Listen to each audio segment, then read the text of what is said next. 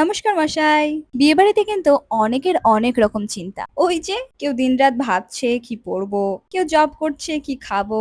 আর আমরা কি করছি বলো তো? তোমরা গেস করতে পারবে? আচ্ছা ছাড়ো আমি বলে দিচ্ছি। আমাদের এক্সাইটমেন্ট আবার একদম অন্য লেভেলের। কি সাজবো, কি পরবো, কার সাথে রেডি হবো এসব নিয়ে আমাদের কিন্তু বাবা আবার আলাদা, আলাদা গোল টেবিল বৈঠক বসে। কারণ আমাদের একটা মর্মান্তিক ইতিহাস আছে। আগে দুটো বিয়েবাড়িতে আমরা এমন রাজকীয় সময় নিয়ে সেজেছিলাম যে প্যান্ডেলে গিয়ে দেখি স্টার্টার কাউন্টার আমাদের দিকে তাকিয়ে হাসছে। বুঝতে পারছো কেমন ইতিহাস? সত্যি বলতে কি সবাই মিলে একটা অনুষ্ঠান নিয়ে প্ল্যান করা, আয়নার সামনের জায়গা নিয়ে কাড়াকাড়ি হাসাহাসি, একসঙ্গে রেডি হওয়ার এই যে মজাটা এইটাই আলাদা। বিয়েবাড়ির আনন্দের চেয়ে এই মুহূর্তগুলোই পরে সব থেকে বেশি মনে পড়ে। লেটে গিয়ে খাবার না পাওয়ার ইতিহাস বদলাতে এবার আমরা টাইমের আগেই পৌঁছে গেছি। এইবার আবার আমাদেরকে খাবারের জন্য অপেক্ষা করতে হয়েছে। কি জ্বালা বলো তো, আগে গেলেও জ্বালা, পরে গেলেও জ্বালা, জ্বালাই জ্বালা।